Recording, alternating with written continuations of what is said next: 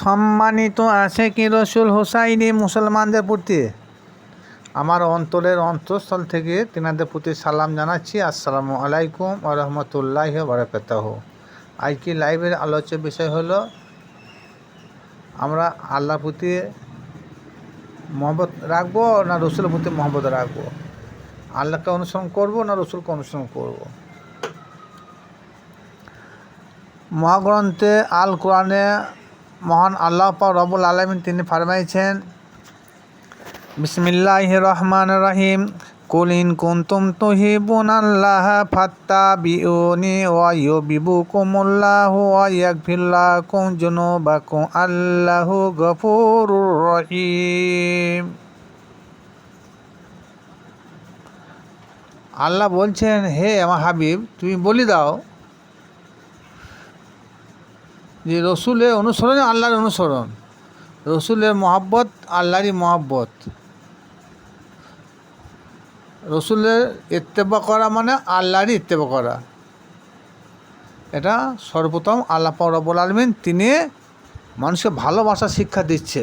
যে কি, যে যারা আল্লাহকে ভালোবাসতে চাইছে, যারা আল্লাহ অনুসরণ করতে চাইছে, আল্লাহর ইত্তেবা করতে চাইছে, তাদের কর্তব্য যে আগে তোমাদের কাছে আমার রসুল পাঠিয়েছি, সেই রসুলের ইত্তেবা করো। সেই রসুলের ইত্তেবা করলে আল্লাহর ইত্তেবা করা হবে। রসুলকে ভালোবাসো, রসুলকে ভালোবাসলে আল্লাহকে ভালোবাসা হবে।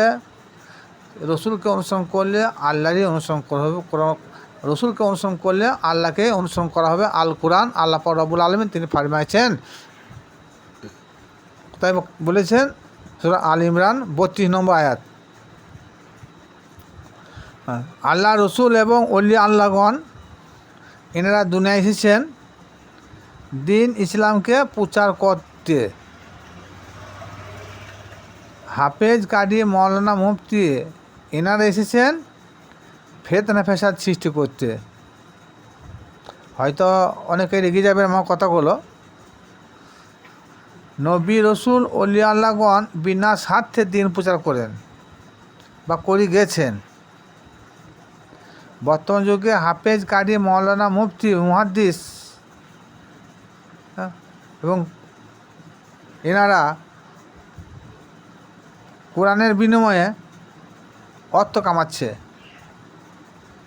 বর্তমানে হাফেজ, কারি, মৌলানা, মুফতি, মুফাসসিরুল কোরআন যারা রয়েছেন, এনারা বিনিময় ছাড়া দিন প্রচার করেন না, বিনিময় ছাড়া কোনো কথাই বলেন না। যারা তাবলিগ করেন তেনারাও হয়তো বলবেন আমরা বিনা অর্থে দিন প্রচার করি, হ্যাঁ, এবং তার মধ্যে কোনো স্বার্থ থাকে না। কিন্তু এনারা যেভাবে দিন প্রচার করেন তাহা হাদিস কোরআনের বাইরে কথা বলে থাকেন। যেসব কথা বলে সেসব কথা চলে না। এনাদের মূল শিক্ষা হলো যে আমরা বেশি কিছু জানি না, আমরা কলমার দাওয়াত দিতে এসেছি আর নামাজের জন্য আহ্বান করতে এসেছি। তাহলে এনাদের মূল শিক্ষা হলো এই দুটি, যে তোমরা এসো আমাদের কাছে সহিভাবে কলমার শিক্ষা করো। কি, লা ইলাহা বলো না, লা টান দিয়ে ইলাহা বলো। কিন্তু এটা বললে আমরা লা ইলাহা না লা ইলাহা, এইটা শুদ্ধিকরণ করার জন্য আমরা মানুষের কাছে এসেছি। আর কি বলে, আর জামাতের সহিত সহি সালামতভাবে 5 ওয়াক্ত নামাজ পড়ো, তাহলে তোমরা হাসতে হাসতে জান্নাতে চলে যাবে। জান্নাত মনে হয় তিনাদের কিনা আছে, যে সহিভাবে শুদ্ধভাবে কলমা পড়লে, জামাতের সঙ্গে সহিত 5 ওয়াক্ত নামাজ আদায় করলে জান্নাত চলে যাবে।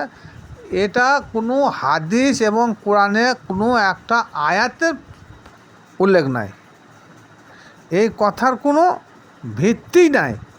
বর্তমান যুগে আমরা যে কলমা পড়ি বা শিক্ষা দিই, সেটা একটা মুচির ছেলে, একটা হাড়ির ছেলে সহি শুদ্ধভাবে বলতে পারে।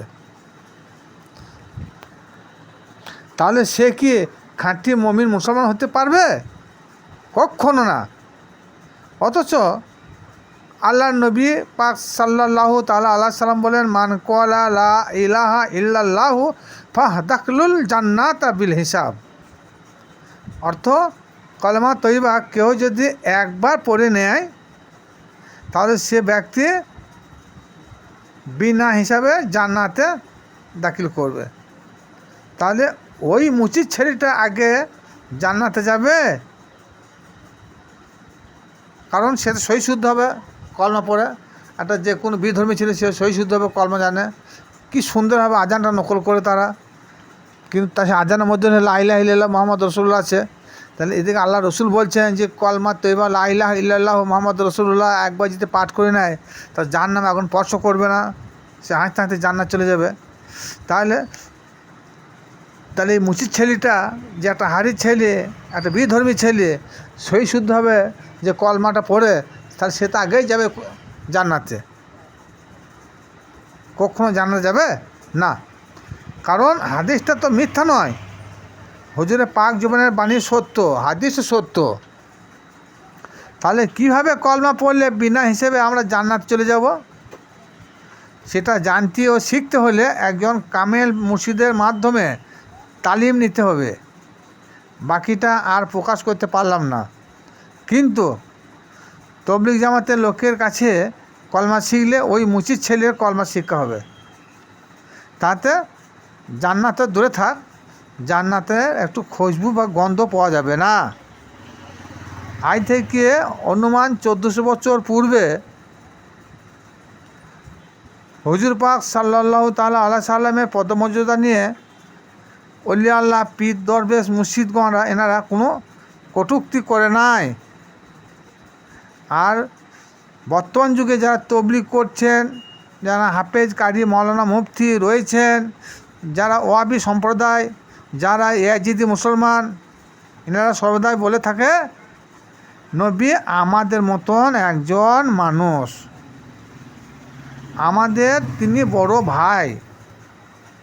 নবী গায়েব জানে না, নবী মারা গেছে, নবী আত্মহত্যা করতে চেয়েছিল, নবী খুবই জৈন ক্রীড়ার প্রতি লালচ ছিল। এইরূপ বহু বেয়াদবি কথাবার্তা তারা নবীর সামনে বলেন। জামাতের লোকেরা তো বলেই থাকে, তার সঙ্গে এমন কিছু আলেম, তেনারা আলেম না জালেম জানি না, তারাও বলে থাকেন যে এরা হলো গুস্তাকি রসুল, এদেরকে কোনো সময় স্মরণ করা যাবে না। যারা প্রকৃতপক্ষে গুস্তাকি রসুল তাদেরকে কখনো স্মরণ করা যাবে না। এরা বলছে, একদল বলছে যে আমরা গুস্তাকি রসুল নয়। তা গুস্তাকি রসুল বটে কি না তাদের চাল চলন, কথাবার্তা, আকিদায় ধরা পড়ে যায়। তোমরা অনুসরণ করো তাদের। সূরা ইয়াসিন আয়াত নম্বর 21 আল্লাহ পাক রব্বুল আলামিন বলছেন, তোমরা অনুসরণ করো তাদের যারা তোমাদের কাছে কোনো বিনিময় চায় না। এখানে আল্লাহ কি বলতে চাইলেন? যে যারা জলসা করছে, যারা মিলাদ পড়াচ্ছে, যারা ওয়াজ মাহফিল করছে, যারা ইশারা সব করছে, এরা তো বিনিময় ছাড়া কোনো কথাই বলে না। তার জন্য আল্লাহ পাক রব্বুল আলামিন বলছেন যে তোমরা কখনো তাদেরকে অনুসরণ করো না যারা আমার আয়াতের বিনিময় চায়, তাদের কখনো অনুসরণ করো না। তাহলে আল্লাহ যখন বলছে যে তাদেরকে কখনো অনুসরণ করা যাবে না, তাই তাদের পেছনে একটা দায়িত্ব হাজার ইমাম বলে নামাজ পড়াও যাবে না। কারণ সব ইমাম তো বেতনভোগী। প্রত্যেকটি ইমাম বলছে এই 5,000 টাকা মাইনে দিলে আমার বউ ছেলে খাবে কি, বাজার দাম বেড়ে গেছে, 10,000 টাকা না দিলে হবে না, বিভিন্ন ধরনের তাল বাহানা তাদের। তার মানে কি, তারা কোরআন শিক্ষা দিবে, নামাজ পড়াবে, কলমা শিক্ষা দিবে, তারা বিনিময় চাইছে। তারা তো কোনো মৌলবি, কোনো জলসায়, কোনো আলেম তো বলে না যে আপনাদের যা বিবেক হবে দিবেন। ছেলে মেয়ে আছে, পেট আছে, যতটা দরকার সাহায্য করবেন, এরকম কথা কেউ কোনো আলেম বলে না, কোনো মৌলবি বলে না, হাফেজে বলে না। তাহলে কোরআন বলছে তাদেরকে অনুসরণ করা যাবে না। বর্তমান যুগে মসজিদে ইমাম সাহেব ওয়াক্তে নামাজের ইমামতি করার জন্য সে বিনিময় চাইছেই, নাহলে হবে না। তাহলে কি করব বলুন? কোরআন মোতাবেক মসজিদে ইমাম সাহেবকেও অনুসরণ করা যাবে না, এবং তেনার পেছনে একতে দায়িত্বে বেহাজাল ইমাম বলে নাই পড়াও যাবে না। এমনকি যেনারা টাকার বিনিময়ে জলসা করছেন তেনাদের কথাও একেবারে মানা যাবে না। এটা আমি বলি নাই, আল্লাহর কুরআন ঘোষণা দিচ্ছে। সূরা বাকারা আয়াত নম্বর 41, এই আয়াতে মহান আল্লাহ পাক রব্বুল আলামিন বলেন, ওয়ালা তাস্তারু বিআয়াতি সামানান কালিলা, তোমরা আমার আয়াতকে স্বল্প মূল্য হলেও বিক্রি করিও না, আমাকে তোমরা ভয় করো। এবার আমরা কার কথা শুনব, কোন পথে যাব এবং কাকে অনুসরণ করব? কোরআনকে অনুসরণ করব না আলেমদের কথা অনুসরণ করব? কোরআন মানব না আলেমদের কথা মানব? কোরআন সরাসরি বলছে যারা অর্থের বিনিময়ে দিন প্রচার করে তাদেরকে একেবারেই তোমরা অনুসরণ করিও না। আবার সূরা বাকারা 41 নম্বর আয়াতে আল্লাহ তো হুঁশিয়ারি দিচ্ছে, তোমরা আমার কোরআনের আয়াতকে স্বল্প মূল্য বিক্রি করিও না। এই কথার পরিপ্রেক্ষিতে মানুষ জানতে চাইবে যে তাহলে আমরা কার নিকট হতে দিন ইসলাম শিক্ষা গ্রহণ করব? প্রশ্ন অনুযায়ী উত্তর ঠিক তৈরি আছে। তোমরা যে কোনো পীর মুর্শিদের খানকা শরীফে গেলে দেখবে বিনা অর্থে দিন ইসলামের শিক্ষা গ্রহণ করতে পারবে।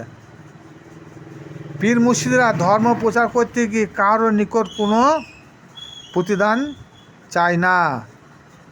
পীরের খানকাতে গেলে 4 শ্রেণী ইলম শিক্ষা করা যাবে। কত শ্রেণী? 4 শ্রেণী। শরীয়ত, তরিকত, হাকিকত, মারিফত। আলেমদের কাছে শিক্ষা গ্রহণ করলে ইলমের শরীয়ত ব্যতীত আর কিছু শিক্ষা করা যায় না। আলেমরা শিক্ষা দেয় তোমরা আল্লাহকে ভালোবাসো, পীর মুর্শিদকে শিক্ষা দেয়। আল্লাহ বলেন তোমরা আমার রসুলকে ভালোবাসো। আগে বলেছি, আল্লাহ বলেছে সূরা আল ইমরান 32 নম্বর আয়াতে বলছে যারা আল্লাহকে ভালোবাসতে চাইছো তাদের কর্তব্য তারা যেন আগে আমার রসুলকে ভালোবাসে। রসুলকে অনুসরণ করলে আল্লাহর অনুসরণ হবে, রসুলকে ভালোবাসলে আল্লাহরই ভালোবাসা হবে। তাহলে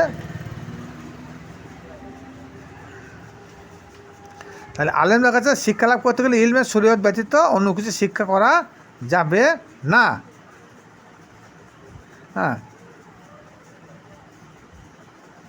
তাহলে এরা বলে হ্যাঁ আল্লাহকে ভালোবাসতে হবে, রসুলকে ভালোবাসতে হবে, এদের আর কিছু শিক্ষা নাই।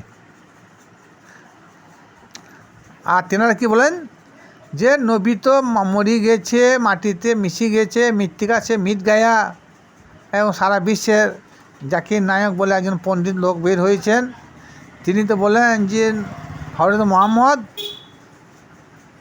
তিনি মৃত্যুবরণ করেছে মদিনার মাটিতে, সে মৃত্তিকার সঙ্গে মিশে গেছে। তাহলে পীর মুর্শিদ বলেন প্রকৃতপক্ষে যারা আল্লাহর ওলি বা পীর মুর্শিদ এনারা কি বলেন যে হুজুর পাক সাল্লাল্লাহু তাআলা আলাইহি সাল্লাম হায়াতুল মুরসালিন, মানে যার অর্থ তিনি অমর। নবী যদি মৃত্যুবরণ করে থাকে তাহলে তোমাদের আল্লাহও মৃত্যুবরণ করেছেন। কোরআন বলছে যারা আল্লাহ ও রসুলকে বিভাজন করে, আল্লাহ রসুলকে পার্থক্য করে, দুটোকে এক মনে করে না, তাহলে তাদের অবস্থা কী হবে? উলাইকা হুমুল কাফিরুন। সূরা নিসা আয়াত নম্বর 150 থেকে 152। এখন মোবাইলে নেটের যুগ, আপনারা মোবাইলে খুলে বুঝতে পারবেন। দেখুন আপনারা মোবাইল খুলে সূরা নিসা আয়াত নম্বর 150 থেকে 152। আল্লাহ জীবিত যদি থাকে তাহলে রসুলও জীবিত আছে। এরপরও কোরআন অনেক সাবত দিয়েছে, যেমন রসুলের হাত আল্লাহরই হাত, রসুলের স্মরণ আল্লাহরই স্মরণ, রসুলের ভালোবাসা আল্লাহরই ভালোবাসা। আল্লাহ যেমন একটা নূর, আমার রসুল একটা নূর, তাই সূরা মাইদায় কাদ জাকুম মিনাল্লাহি নূর, এটা আল্লাহ পাকের কথা। অলি আল্লাহগণ পীর মুর্শিদ এনারা সর্বদাই আলে মোহাম্মদের প্রশংসা করে থাকেন, এনারা আলে মোহাম্মদকে ভালোবেসে থাকেন। আলেম সমাজ আলে মোহাম্মদের ক্ষমতার হীনতা প্রকাশ করে যে এদের কিছু করার ক্ষমতা নাই। আলেমরা 5 ওয়াক্ত নামাজ শিক্ষা দেয় ঠিকই, আল্লাহর অলিগণ সর্বক্ষণ যে নামাজ পড়েন এবং অপরকে পড়ান সেটা হচ্ছে দাইমি সালাত। এই দাইমি সালাতের মাধ্যমে আল্লাহ নৈকট্য লাভ করা যায়। তাহলে কি বোঝা হলো যে আল্লাহ আর তিনার হাবিব বা তিনার রসুল, তিনার সঙ্গে কোনো নট ডিভাইডেড, কোনো পার্থক্য নয়। আল্লাহ যদি হায়াতে থাকেন তো আমার রসুল হায়াতে আছেন, আল্লাহ রসুল যদি মারা যায় আমার আল্লাহও মারা যাবে। আর রসুলের যদি হাত থাকে তা আল্লাহরও হাত থাকবে, আর রসুলের যদি হাত না থাকে তা আল্লাহরও হাত থাকবে না। এখানে সূক্ষ্ম দৃষ্টিতে আমাদেরকে এটা বিচার করে দেখতে হবে, কারণ আল্লাহ পাক রব্বুল আলামিন এটা তিনারই কথা। 5 ওয়াক্ত নামাজ শিক্ষা দেয় ঠিকই, হ্যাঁ, কিন্তু 5 ওয়াক্ত নামাজের মাধ্যমে যে আল্লাহ দিদার দর্শন হয় এই কথাটা তেনারা বললেন না, আর তেনাদের ক্ষমতাও নাই দেখিয়ে দেওয়ার। হ্যাঁ, যেনারা প্রকৃতপক্ষে যারা পীর মুর্শিদ হাতে হাত দিয়েছেন, যারা বায়াত গ্রহণ করেছেন, তেনারা নিশ্চয়ই আসসালাতু মিনাজুল মুমিনিন প্রমাণ করে দেবেন। আল্লাহর ওলি যারা আছেন, যারা পীর মুর্শিদ আছেন, যারা বাউল ফকির আছেন, তারা সর্বক্ষণ নামাজ পড়েন। 1 ওয়াক্ত তাদের নামাজ কাজা থাকে না। শরীয়তের বিধান অনুযায়ী 5 ওয়াক্ত নামাজ পড়লে যেনারা ফতোয়া দেন যে জান্নাত চলে যাবে, কিন্তু 5 ওয়াক্ত মানে কি, এনারা সর্বক্ষণ নামাজ পড়ে থাকেন। তেনারা শুধু নিজে নামাজ পড়েন না, অপরকেও নামাজ পড়ার তাকে দেন যে এসো 5 ওয়াক্ত নামাজে আল্লাহর নৈকট্য লাভ করা যাবে না, সর্বক্ষণিক যে নামাজ আছে সেই নামাজটা পড়লে আল্লাহর নৈকট্য লাভ করা যাবে, আল্লাহর দিদার পাওয়া যাবে, আল্লাহর সাথে তেনাদের মিরাজ হবে। আলেমদের হাসরের মাঠে সুপারিশ করার কোনো ক্ষমতা নাই, কিন্তু আল্লাহর ওলিদের ওসিলায় হাসরের মাঠে তিনার মুরিদগণ মুক্তি পাবেন এবং তাদের উপর বিন্দু পরিমাণও আল্লাহ পাক রব্বুল আলামিন বলেন তাদের উপরে বিন্দু পরিমাণও জুলুম করা যাবে না। সূরা বানী ইসরাইল আয়াত নম্বর 71। আয়াতটা লক্ষ্য করলে বুঝতে পারবেন। এই আয়াতে কী বলেছেন যে সেদিন প্রত্যেক সম্প্রদায়ের লোককে তার ইমামের সঙ্গে তাকে তোলা হবে এবং সেই ইমামের সম্মুখে তাদের হাতে, তাদের ডান হাতে আমলনামা দেয়া হবে। আর বান্দা বান্দিদের হাতে যখন ডান হাতে আমলনামা যখন পড়বে তখন তারা খুশিতে আত্মহারা হয়ে হাসতে হাসতে তারা জান্নাতে প্রবেশ করবে। আল্লাহ পশু কুরবানি করতে বলেছেন। আলেমরা পশু খুঁজতে গিয়ে গোয়ালের পশুকে ধরিয়ে নিয়ে গিয়ে জবাই করে দেয়, বলে এটাই কুরবানি। আল্লাহর ওলিরা আসল পশুকে খুঁজে বের করে তারা কুরবানি দেন। মৌলানারা ওই পশু সন্ধান না পেয়ে তাহলে গোয়ালের পশুকে ধরে নিয়ে তারা কুরবানি করেন। গোয়ালের পশু বলতে গরু, ছাগল, দুম্বা, উঁট, মহিষ এইসব, কিন্তু এদের কথা আল্লাহ পাক রব্বুল আলামিন বলেন নাই, বলেছেন যে তোমরা পশু কোরবানি করো। পশু বলতে এক শ্রেণীর আলেম এই গরু, ছাগল, উঁট, দুম্বা এটাকে ভেবেছে, কিন্তু মনের মধ্যে যে এই যে পশু রয়েছে, হ্যাঁ, এই পশুগুলা হচ্ছে হাকিকি কোরবানি। এই পশুকে যতক্ষণ আমি যতক্ষণ কোরবানি না করতে পেরেছি, ততক্ষণ ওই কোরবানি, যে কোরবানি আল্লাহ বলেছে যে তোমাদের কোরবানির মাংস, রক্ত, মাংস, হাড় হাড্ডি আমার কাছে কিছু পৌঁছায় না, শুধু পৌঁছায় তোমাদের তাকুয়া। তাহলে এইটা সম্বন্ধে মানুষ যেটা বিশ্বাস করে, চিন্তা ভাবনা করে, তাহলে বুঝতে পারবে যে কোরবানি কী জিনিস।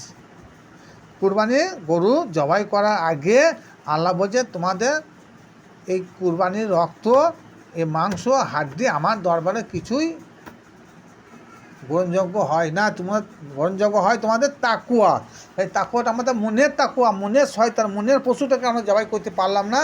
হ্যাঁ, একটা অবলা গোয়ালের গরুকে ধরে টেনে এনে সকালবেলা এসে বিসমিল্লাহ আল্লাহু আকবার বলে জবাই করে দিলাম, এটা কিন্তু প্রকৃতপক্ষে কোরবানি নয়। তাহলে এতক্ষণ যা বোঝাইলাম, যা আপনারা সবাই বুঝতে পেরেছেন কি জানি না। আলেমদের সঙ্গে আল্লাহর অলিদের অনেকটাই ডিফারেন্স, কারণ আল্লাহর অলিরা হলেন পুরোপুরি আত্মত্যাগী, এরা আমিত্বকে বিসর্জন করে দিয়েছেন। আর বর্তমান যারা আলেম, তারা আমিত্ব বিসর্জন করতে পারে নাই, তারা আমিত্বের সঙ্গে তারা জড়িয়ে আছেন। কারণ তেনারা মসজিদের মধ্যে যদি বেতন এক মাসে না পায়, দেখবেন দ্বিতীয় মাসে তারা থাকবে না, তলিতম্প গুটি নিয়ে তারা বাড়ি চলে যাবে। তাহলে তাদের কি আসল হকিকতটা কি, যে আমরা নামাজ পড়াবো, আজান দেবো, শিক্ষা দেবো, তার বিনিময়ে কিছু পয়সা নেব। আর আল্লাহ বলছে যে তুমি খবরদার তাকে কখনো অনুসরণ করিও না যে তোমাদের কাছে কোনো বিনিময় চাই। এবারে বর্তমান জেনারেল শিক্ষিত আছেন, তেনারা চিন্তাভাবনা করবেন যে না, কথাগুলো কী ধরনের হলো, কোন সম্প্রদায়ের কথা। হয়তো অনেকে বলবেন এ ধরনের কথা কোনদিন শুনি নাই, কিন্তু আমি যেটা বলেছি